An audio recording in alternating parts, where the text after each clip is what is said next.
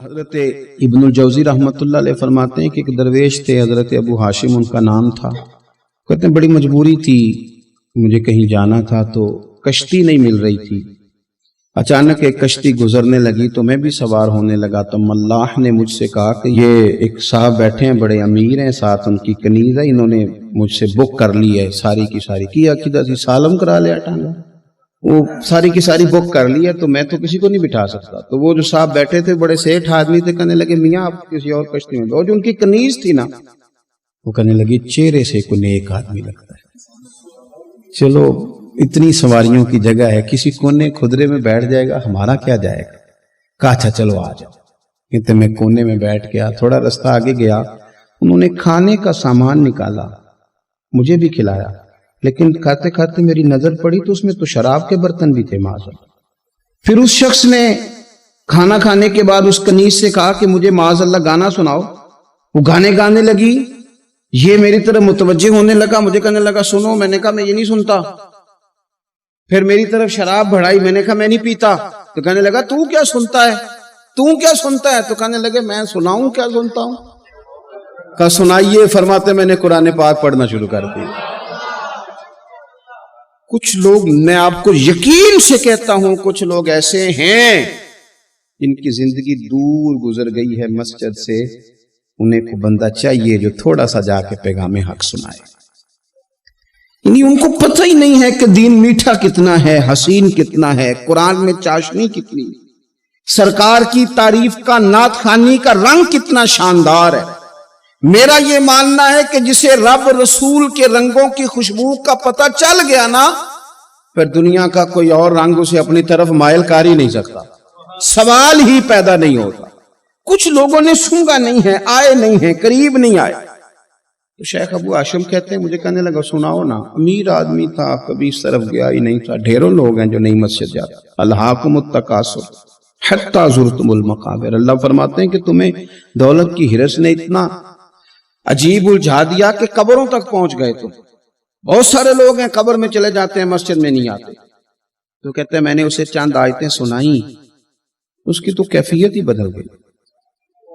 کہنے لگا مولانا زندگی بڑی گناہوں میں گزری ہے، اب توبہ کر لوں تو مالک معاف کر دے گا؟ کارنامے خطرناک ہیں، پیچھے رجسٹر کالا سیاہ، معافی ہو جائے گی۔ دولت بڑی تھی تو پھر ہم نے بھی شراب کباب شباب میں اڑا دی ساری، معاف کر دے گا؟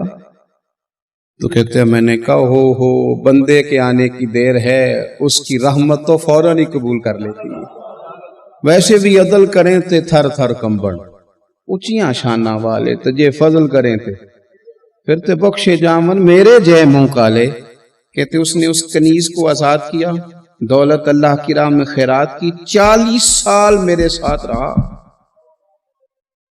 پھر میں نے اس کی زبان سے سوائے خیر کے جملہ نہیں سنا، ایک کی بات کرتا تھا، کہتا تھا شیخ کاش آپ مجھے تھوڑا پہلے مل جاتے، زندگی سے یہ گلہ ہے کہ تو ذرا دیر سے ملا ہے، پہلے مل جاتے نا تو شاید میری زندگی کچھ اور دن بن جاتے، تھوڑی دیر اللہ والے کی صحبت۔ آپ فرماتے ہیں پھر وہ 40 سال کے بعد میرے سامنے انتقال ہوا، میں نے ہی دفن کیا، میں نے ہی قبر میں اتارا، جنازے کا اہتمام بھی میں نے ہی کیا۔ میرا یار تھا، دل لگ گیا تھا، پیار ہو گیا، میں پریشان رہتا۔ ایک دن خواب میں مل کے مجھے کہنے لگا فکر نہ کر، میں نے اپنے رب کو بڑا ہی مہربان پایا ہے، میں نے اسے بڑا کریم پایا ہے، معاف کرنے والا پایا ہے، درگزر کرنے والا پایا ہے، اس نے فضل فرما دیا، میرے گناہوں پر اس کے عفو و درگزر کا قلم چل گیا ہے، اور میرے حق میں جو فیصلہ آیا ہے وہ رحمت والا ہی آیا ہے۔ جو لوگ کہتے ہیں نا میرا دل نہیں بدلتا، جو لوگ کہتے ہیں میری کیفیت نہیں بدلتی، ذوق نہیں آتا، تو یہ حدیث بتاتی ہے کہ ذوق بھی کوئی خاص صحبت میسر آئے تو پھر ہی قائم رہتا ہے۔ وہ جو محبوب علیہ السلام نے فرمایا نا کہ اللہ کا بندہ وہ ہے جسے دیکھو تو رب یاد آ جائے۔ خاص لوگ ہوتے ہیں جن کی صحبت میں بیٹھنے سے انسان کا دل اللہ سے جڑتا ہے، رسول اللہ صلی اللہ علیہ وسلم سے جڑتا ہے، دین پر عمل کرنے کو طبیعت چاہتی۔ ایسے لوگوں کی صحبت کتنی مفید ہے وہ ہمیں اس حدیث سے عکس کرنا ہے۔ حضرت حنظلہ رضی اللہ تعالیٰ عنہ اور مرکز وفا اور اس امت کے ادب اور عشق میں استاد حضرت ابو بکر صدیق رضی اللہ تعالیٰ عنہ، یہ دونوں حضور کی بارگاہ میں گئے، انداز کا اختیار کیا، کہنے لگے یا رسول اللہ صلی اللہ علیہ وسلم، ہمارے دل کی تو کیفیات دو قسم کی ہیں۔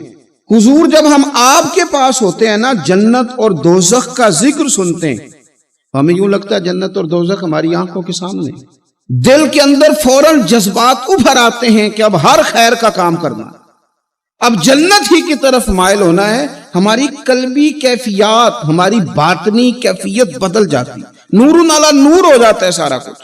لیکن حضور جب ہم آپ کی بارگاہ سے اٹھ کے گھر جاتے ہیں، بال بچوں کے پاس جاتے ہیں، تو پھر وہ حال نہیں رہتا۔ یا رسول اللہ صلی اللہ علیہ وسلم یہ کیا ہے؟ تو محبوب نے کیا فرمایا؟ آپ یقین کریں جو اہل طریقت اور تصوف ہے نا، یہاں ان کی روحیں مچل جاتی ہیں۔ حضور فرمانے لگے حالت ایک طرح کی نہیں رہتی، ہاں اگر تمہاری وہی حالت رہے جو تمہاری میرے پاس ہوتی ہے، اگر کیفیت باطنیہ وہی رہے جو میری بارگاہ میں ہوتی ہے، تو فرمایا تم بستروں میں موجود ہو اور فرشتے آ کے تم سے سلام کریں، تم ابھی رستوں میں ہو اور فرشتے تم سے ملاقات کریں، اگر تمہاری کیفیت وہ بن جائے جو یہاں ہوتی ہے، اگر تم اسی پر جم جاؤ، وہی حالت ہو جائے، تو پھر تو فرشتے گویا آئیں تمہاری زیارت کے لیے، تمہاری ملاقات کے لیے فرشتے آئیں۔ اگر کیفیات بدل جائیں کسی اللہ کے بندے کی بارگاہ میں بیٹھ کر، تو پھر اس کیفیت کو برقرار رکھنے کی کوشش کی جائے، اگرچہ حضور نے فرما دیا کہ کیفیات ایک جیسی نہیں رہتی۔ اور چلو میرے بھائی تھوڑی دیر کے لیے ہی صحیح، جتنی صحبت میسر آئے، شاید اسی لیے امام اعظم ابو حنیفہ رحمۃ اللہ علیہ کی عمر 60 سال سے زیادہ تھی، تو کسی نے پوچھا حضور کتنی عمر ہے؟ فرمایا عمر ہے 3 سال۔ حضرت آپ تو علم، عمل، روحانیت، معرفت کے شاہ سوار ہیں، تو ساری داڑھی سفید اور آپ کہہ رہے ہیں 3 سال۔ فرمانے لگے عمر وہی 3 سال ہے جو امام جعفر صادق کی خدمت میں گزر گئی۔ وہ کیفیات جو ان کی بارگاہ میں رہتی تھیں، وہ انداز جو ان کی بارگاہ میں رہتا تھا، جو ان کے پاس ہوتا تھا، وہ پھر کہیں اور میسر ہر مشکل دی کنجی یارو ہاتھ مرداں دے آئی۔ اور مرد نظر کرے جس ویلے، اوئے ہوئے، مرد نظر کرے جس ویلے، مرد نظر کرے جس ویلے، پھر مشکل رہے نہ کائی۔ وہ جو کیفیات ہے نا اس وقت کی، جب کوئی رب کا بندہ ملے اور انسان اس کی صحبت میں بیٹھ کے اپنے رب کو یاد کرے، رسول کریم کی محبت میں مچلے، تو پھر وہ لمحے اتنے قیمتی ہیں کہ وہ زندگی سنوارنے کے لیے کافی ہو سکتے ہیں۔